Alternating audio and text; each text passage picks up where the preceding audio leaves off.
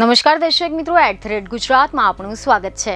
લોકસભાની ચૂંટણીમાં ભાજપને મોટો ઝાટકો આપનાર બનાસકાંઠા બેઠકના કોંગ્રેસના ફાયર બ્રાન્ડ મહિલા નેતા ગેનીબેન ઠાકોરે હવે સંસદમાં પણ પહેલીવાર પોતાનો અવાજ ઉઠાવ્યો છે।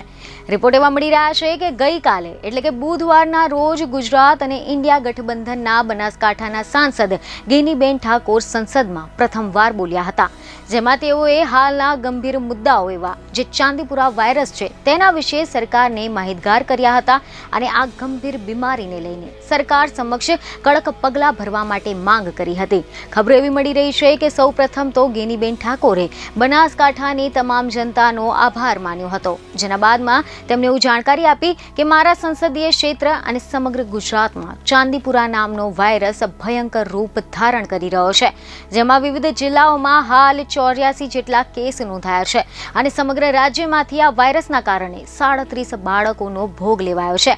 આંકડા અનુસાર આ વાયરસની ઝપેટમાં આવતા 100માંથી 15% જ દર્દીઓને બચાવી શકાય તેવો આ ગંભીર વાયરસ છે। રાજ્યના અમદાવાદ, બનાસકાંઠા, સાબરકાંઠા, અરવલ્લી, મહેસાણા, ખેડા, વડોદરા અને સુરત સહિતના જિલ્લાઓમાં આ જીવલેણ વાયરસ વધતો જઈ રહ્યો છે। આ વાયરસ દિવસે ને દિવસે ઘાતક થઈ રહ્યો છે, કારણ કે આ વાયરસ બાળકોને પોતાનો શિકાર બનાવી રહ્યો છે। જો આ વાયરસને ગંભીર રૂપથી લેવામાં નહીં આવે તો કોરોના કરતાં પણ વધારે ગંભીર સ્થિતિ સર્જાઈ શકે તેમ છે।